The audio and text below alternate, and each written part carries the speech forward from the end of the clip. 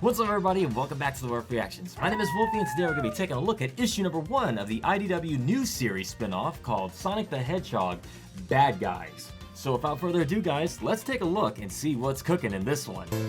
Shadow Basketball! If you guys are new to these comic book reviews, here's how they normally go. First, I tell you what I liked about the book, then I tell you what I didn't like about the book, and then I give it a score. But first, I must read the book back to you in an overly dramatic fashion. And I do mean overly dramatic. But before we get to that, real quick, a small favor. Could I ask you guys just to scroll below and hit that like button? It'll only take a second, and I can wait. You good? Alright, without further ado, guys, let's see what's cooking with the villains in this brand new spin-off series, Sonic the Hedgehog Bad Guys.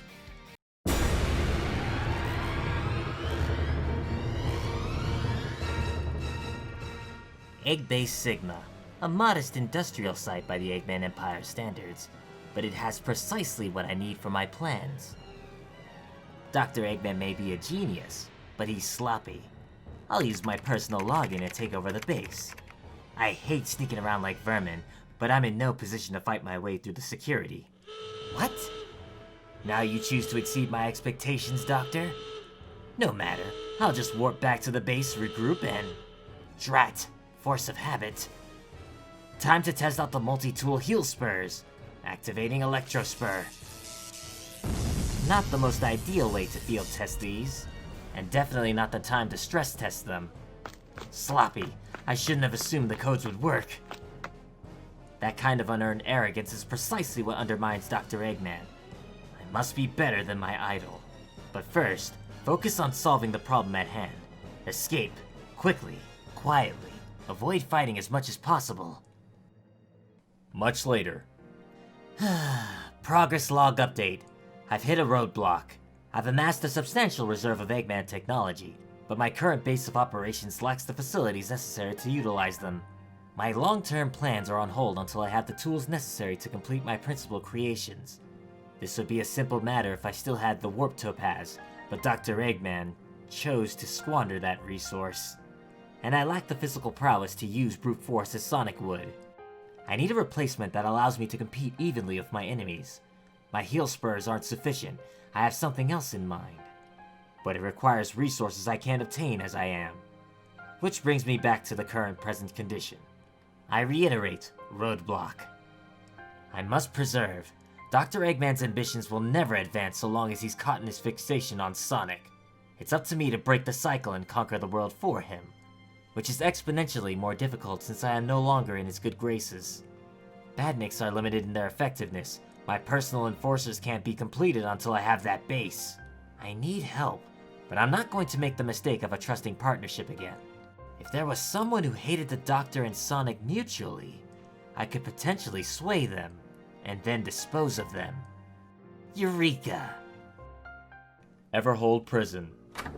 Who are you? Who let you in? Please, calm yourself, Warden. I'm here for the job interview, remember? The maximum security wing. I think my resume meets your requirements. Oh yes, this is exactly what I was looking for. Let's head there now. Don't forget the keys, Of course, I like your enthusiasm. The, position has been hard to fill. The inmates we're holding are some of the worst in the world. Most of them have gone as far as to fight Sonic the Hedgehog. Goodness, how frightful. You there, hurry! You've been tricked! Let me out before it's too late!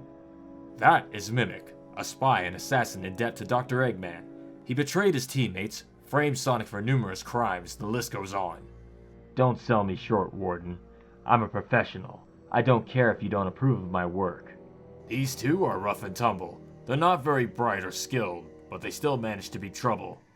They've held 2 towns hostage and worked for Dr. Eggman. That's just this year. We never should have tried to take over Barricade Town again. How are we supposed to know they still have all those wisp bonds? Stay back. That's Zavik, the leader of the Deadly Six. He's a ferocious beast of incredible powers. Indeed. He can control electromagnetic fields. Putting him in an archaic cell was a clever move. If he were in a standard cell, he could control the lock and release himself. Wow, you really did your homework for this job. Job? What game are you playing at, Doctor? Wait, you two know each other? That is Dr. Starline, protege to Dr. Eggman. You! Sleep. Have you always had hypnotic tools? Why did you bother with a cacophonic conch? I have a variety of tools, and I know when best to use them. Plus, I doubt it would do much on your iron will. Save your platitudes. We are enemies, Eggman flunky. Former flunky. Gentlemen, it hurts to say it, but I was wrong. Dr. Eggman is not the marvel I thought he was. He used me, just like he's used all of you. But I won't allow that indignity to stand, and neither should any of you. I have a plan, and together, with our combined skills, we can get revenge on Dr. Eggman. Hard pass. I don't do teams anymore. Then think of it as a business partnership. I need your skills for my plan to work. In return, I can delete you from the Eggnet. Dr. Eggman will have no record of you, and you'll be free of his surveillance. We ain't working with you. You dumped metal virus goo on us. That was Dr. Eggman's plan. I had no idea he would do that to you. Pull the other one. We ain't chumps. I'll build you weapons to crush your enemies for free. That's more like it. Make mine tail-shaped. You attempted to enslave me and my pack. There is nothing you can offer me that will convince me to follow you. How fortuitous. For my plan to succeed, we'd need to follow you, my new master. I am no leader. I never pretended to be. I am an ally, a supporter, a flunky. I live to serve. My mistake was following the wrong leader. Dr. Eggman deployed the metal virus haphazardly, letting it spread at random. The moment he lost control, he abandoned his ambitions. But you took command of the situation instantly. You took command of the Zombots with ruthless efficiency. You maximized the power of the Chaos Emeralds instead of squandering their potential. You are everything I admired in Dr. Eggman, and more. You're also a vainglorious brute who thinks himself a conqueror. I had a perfect plan to salvage the metal virus plague, but you and your minions ruined everything. I'm separated from Dr. Eggman because of you. So I'll feed your ego, give you everything you want, then lead you by the nose to your destruction. I'll have everything I need, and sweet revenge. You sad, weak little man. Just like Eggman, you're not nearly as cunning as you think. You're plotting something. No doubt we're all expendable in your scheme. That suits me fine. I have no love for these lowlifes, but I will sacrifice them to strike down Eggman and find my way back to my pack. And then you will pay dearly for trying to use me twice. So this plan of yours is for my benefit? Yes, sir. We all stand to gain by it, but I hereby pledge myself to you. Then you shall be my deadly foe. Oh, thank you, sir. The whole prison is now on high alert. Not that you're getting out. That door only answers to my voice. Thanks for the nap, though. It was lovely. Ugh! My heel spurs are loaded with a mild neurotoxin. That'll keep him out of the way. Can you unlock Mimic's cell? Not from here. Release me. Hurry. As Starline frees Zavik from his cell, they begin to break each other out. Finally! Security. Authorization Beta Gamma 01. Thanks for all the good times. Don't get too comfy in there. Warden, what's going on? Zavik's breaking out of his cell. He's not out yet, but I need the three of you to help me pacify him. You're with me. You two, follow us. Sleep. Hands in the air! Why are we rushing? Use your hypno gizmo on everyone. It's a precision instrument, not crowd control. If we're to escape, we need to shut down security and... Halt! Surrender immediately. Turn into the warden, tell them to stand down. They'll see me change, moron. Get Zavik to... Time to smash some heads. Gonna make them crumble. It's breakout time for Rough and Tumble. Rough and Tumble begin taking out all the guards in the hallway. As I was saying, you could have taken control of their Wispons. Yes, but let them prove their worth. That's what you get. That's what you get. We need them for the plan, sir. Fine, I suppose I must coddle you, inferior non-Zeti. Zavik begins to use his electromagnetic powers to cause the Wispons to backfire on their owners. Onwards, my warriors. I'll scout for stragglers. You, Wispon, now! Of course, but why? For aiding a jailbreak, scumbag. Fooled you, eh? The scene continues on further as Rough and Tumble make their way into admin and start beating up the last of the security. Control room secure. Excellent work. Now to shut off the alarms and... No. No? unlock all the cells, scramble communications, send this entire facility into chaos. You're a visionary, sir. So, we doing this? Working with these bozos, I mean. I ain't got any better ideas, do you? If he can get Eggman off my back, then I'll take that as fair compensation. As we flash back to the inside of the prison, we can see that all the inmates have broken out of their cells, wreaking absolute havoc on the remaining guards. Our villains walk away from the maximum security prison, leaving only flames and chaos in their wake. Stupendous debut, everyone. Now that we're warmed up, let's do some real damage. Next time, Power Grab. So that was the first issue of the Sonic the Hedgehog IDW Bad Guy spin-off series, and what a starter for this. Okay, so as always, I'm going to tell you guys what I liked, what I didn't like, and then I'll give it a score. So, let me just lay the book down here so I don't miss anything as I read through it cover to cover and kind of make sure I recap everything that's important, at least things I want to cover anyway. So let's see. So right off the bat, this issue is going to be very confusing for people who have not been following the IDW comics, because this book brings back a lot of bad guys who are either new faces from the IDW Sonic comics, and characters who have shown up in, characters who have shown up in the Metal Virus arc but wound up coming back in this book. So if you haven't been following like the Tangle and Whisper spin-off series, which I did a review on those, so you guys can check those out if you haven't already. That's where Mimic comes from. Let's see, Rough and Tumble are from the earlier IDW comics, and Zavik is from the games. But if you haven't been following the issues during the Metal Virus saga, you probably don't know how Zavik wound up in prison. Again, all these books have been covered by me, if you want to check them out. Either way, if you kept up with this is not going to be that confusing for you, but for people who are just picking this up and like, who the heck is this Starline guy? It's like, ooh. This one requires some background reading. But other than that, this book kind of introduces you to the characters relatively well, I feel.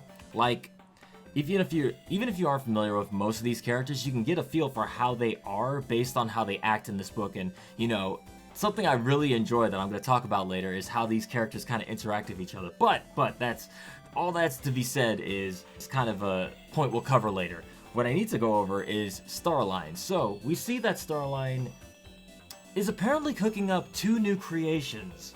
I don't know what they are. They kind of have them in the background, but apparently he needs Eggman's facility to pull this off. But he doesn't have the manpower nor the passwords that he needs to get into that facility. So we're still seeing Starline using one of Eggman's old abandoned facilities. So that's where he's been. And he kind of forms this plan like, well, I don't have the physical prowess to really get into Eggman's base. So I got an idea. I'll just bring people who hate Eggman and Sonic as much as I do. Or rather, he doesn't hate Eggman. He's still cool with Eggman. Eggman's not cool with him, but yeah.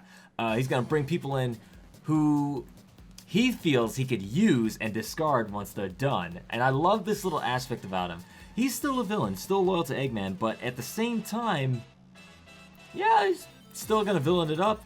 That being said, he's gotta get people worse than him.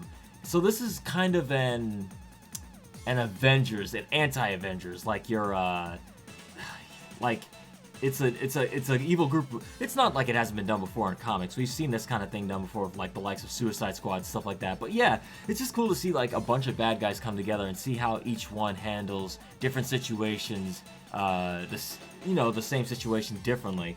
So we start off with Starline trying to break into one of Eggman's old facilities, the one he needs to power his 2 new creations, whatever they may be. And then afterwards he goes to a maximum security prison that looks an awful lot like a guitar. A guitar. I always say guitar. You know darn well I can't leave without a guitar string. But like, Everhold Prison. So that's going to be the maximum security prison for the Sonic comics from here on in, I'd imagine. Well, if we don't discount what happens at the end of this book. But yeah, so we kind of get a new location that tells us where all the worst of the worst are, aka Mimic, Rough and Tumble, and Zavik, before this book happens. So that tells us something about this little world. We're getting a little bit of world building, a little bit at a time.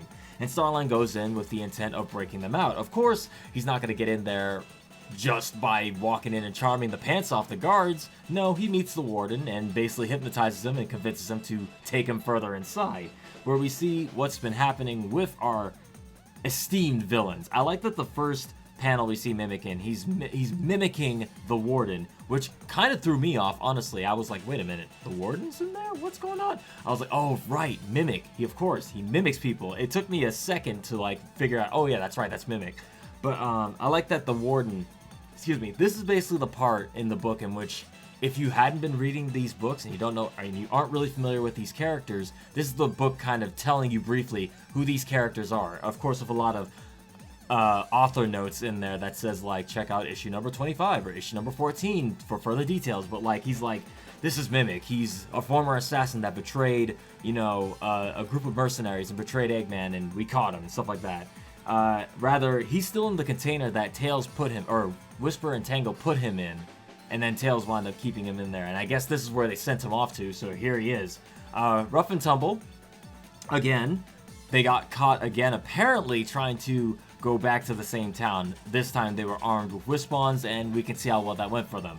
They literally got a second chance at freedom, and they blew it. Like, Tails and Tangle just rescued them like an issue or two ago, right after the Metal Virus saga ended, and here they are back in prison again. Couldn't think of a better thing to do with your time, could you, boys? And lastly, Zavik.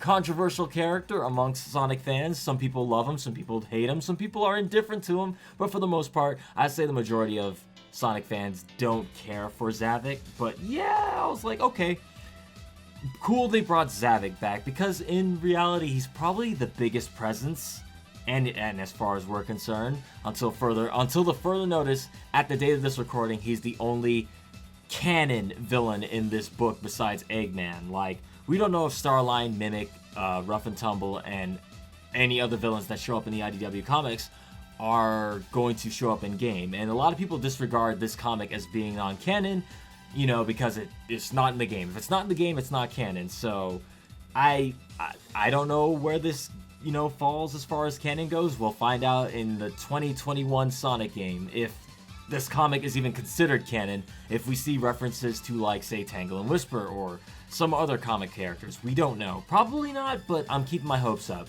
Maybe they'll surprise us for the 30th anniversary Sonic game. That being said, back on subject, Zavik is indeed in here. Whether you like it or not, he's here. And yeah, he is quite the presence, I will say. Despite being the Sonic equivalent to Bowser, I know a lot of people don't like me saying that, but it's true. I can't unsee the Bowser in him.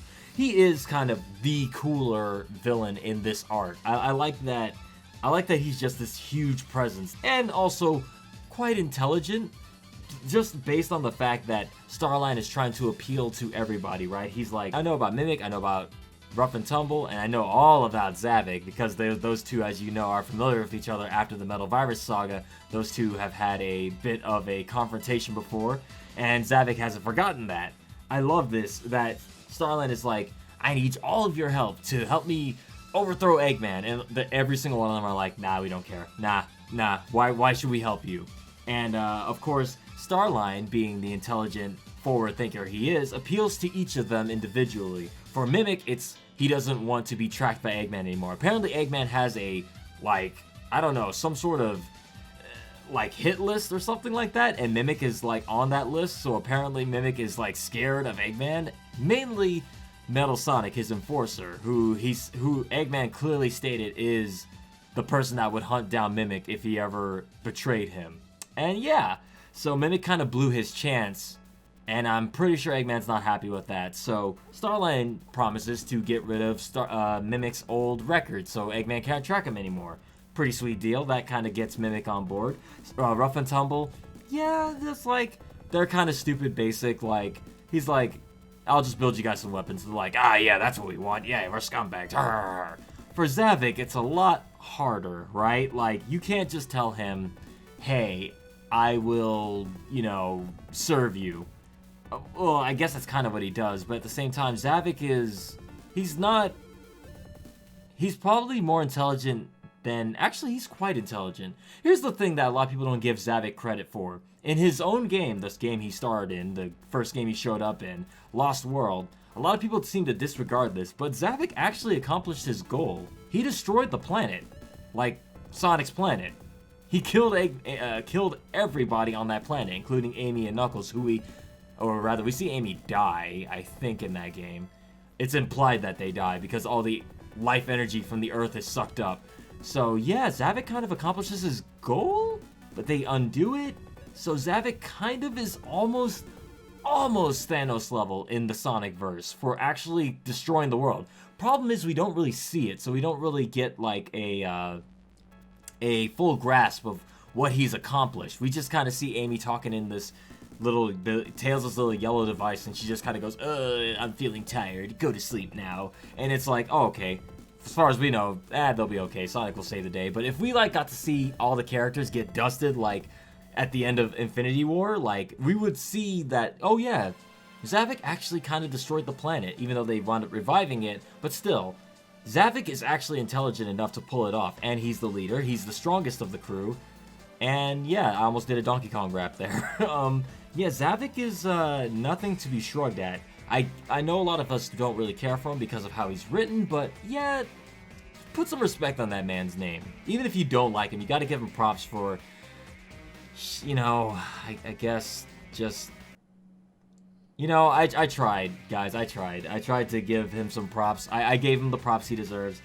Let's just say, if you still don't like him, that's fine, you know, that's your prerogative, but for the most part, I think everybody should at least come to respect that we're going to be seeing a lot more of him, even if Sega continues to shove him down our throats. And, you know, he's our bad guy Bowser villain guy for the foreseeable future. They're not going anywhere, so you might as well get used to him, right? I don't know. So yeah, I like the fact that Starline tries to appeal to Zavik, but Zavik is clearly just like onto him. He's like, "You're kidding, right? Like, I know exactly what this guy's up to. I'm just gonna play along though." So Zavik is really intelligent, despite being this big. He's probably one of the only few big characters that's not a bumbling oaf besides Vector, right? Where it's like, oh yeah, he's intelligent. He's leader for a reason. But yeah. Afterwards, we see the big prison breakout. This is the big action scene where all the characters get to show off their stuff.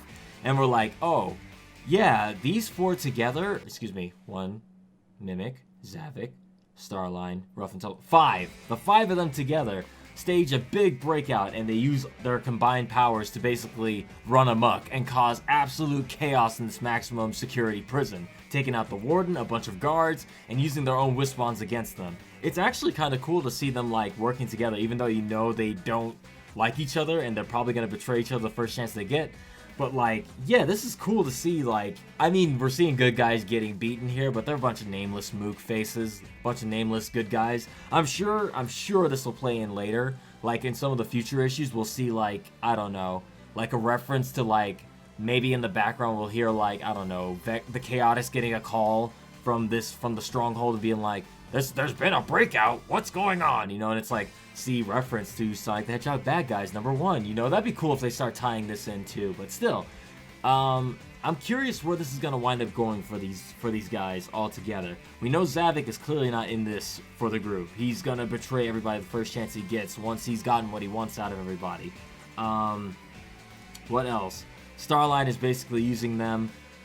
We'll see how far he gets with this plan. Rough and Tumble seem to be, for the most part, the easiest to kind of keep a hold on, keep control over. Mimic is going to be along for the ride so long as Starline upholds his end of the deal, which I think once Mimic finds out what Starline's up to, might not be too happy to find out he's about to help Starline break into Eggman's base. But yeah, this is going to be interesting to see how this plays out. But the last thing they do before they leave, instead of just leaving, Zavik's like, no. Cause absolute destruction and chaos. Release all the bad guys. So every single cell is open. Our poor guards are left to fend for themselves. And our final shot is all the villains walking away from this giant explosion. Remember, cool guys don't look at explosion. Or should I say, bad guys don't look at explosions. Yeah, pretty good book, I gotta say. It gives us an outline of Starline, what this book is going to be about. Him trying to work on his 2 new creations, which he needs Eggman's facility for. That's his goal. why he needs the other bad guys, and why the other bad guys are going to help him, and what the other bad guys are capable of. This all gets outlined within the first book, and I feel it does a pretty good job of summarizing everything for the next 3 issues. I think this is going to be a 4-parter. I'm pretty sure. Let me double check real quick. Yep, I was right. It is a 4-parter. But yeah, this is going to be cool to see how this plays out for everybody. Let me think. Okay, so things I like I said before, I'm a big fan of different bad guys becoming a major issue, right? I like seeing the Rogues Gallery. It's always been one of my favorite things. Like, for any comic book or any series, I prefer having a wide group of villains to pick from rather than just the usual, like, 1 or 2, right? Like, the more bad guys you have, the more variety you have, the more opportunities you have to tell different stories with the different bad guys you have. At least that's how I feel. Like, Spider-Man has a pretty good Rogues Gallery. Batman has a really good Rogues Gallery. You know, just many villains. Usually you'll get the majority will be Batman, Joker, or Spider-Man, Green Goblin, whatever have you, Spider-Man, Venom, stuff like that. But, right, the coolest ones are ones where it's like you have just a huge selection of villains to pick from. And we're starting to get that in the comics anyway. We have at least 5, plus Eggman. And I'm pretty sure I'm missing one.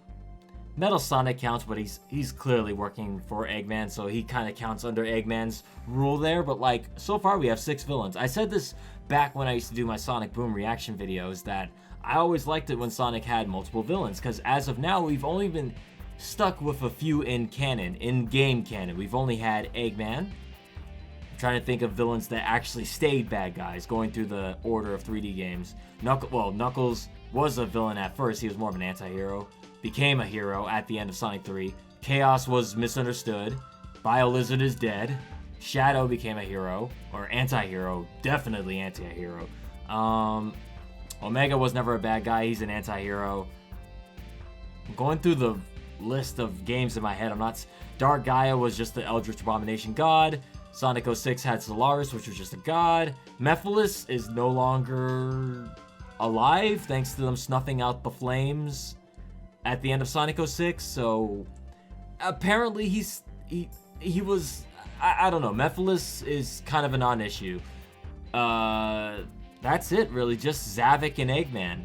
Oh, and Infinite, but so for some reason Sega doesn't want to ever reference Infinite. No merchandise, no comics, no game appearances, not even spin-off games like the Mario and Sonic at the Olympics or the racing game. No reference, like Infinite has been wiped out of the face of the earth. We don't know where he is. And Sega's not commenting? What am I saying? And apparently he's off limits for the comic writers. Like, Sega said, don't use him. You cannot use him. Does this mean he's possibly going to show up in the 2021 Sonic game? Maybe the 30th anniversary game? Will it be a Forces 2? Will we finally see what happened to Infinite? Like, he just vanished. Just kind of at the end of the game, just kind of gets sucked away. And we never see or hear from him again. Honestly, Infamous. Infinite is one of my favorite villains. I know he gets a lot of heat. I know people hate him because of the whole weak thing. I get it. I love Infinite, and I really want to see him return. Even if he doesn't have the whole reality warping gem powers, here's how I'd bring him back. I'd bring him back, but have him still have, like, remnants of the power, right? Like, the gem maybe corrupted him.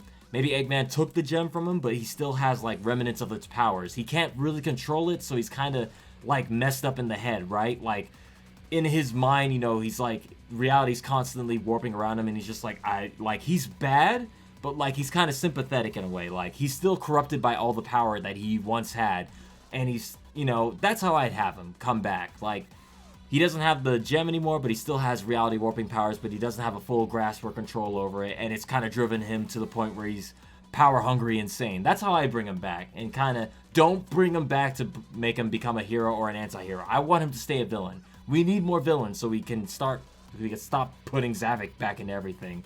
Because god dang it, people are sick of having Zavik shoved down our throats. I would like to have Infinite get a second chance. But I completely went on a different tangent, guys. Sorry about that.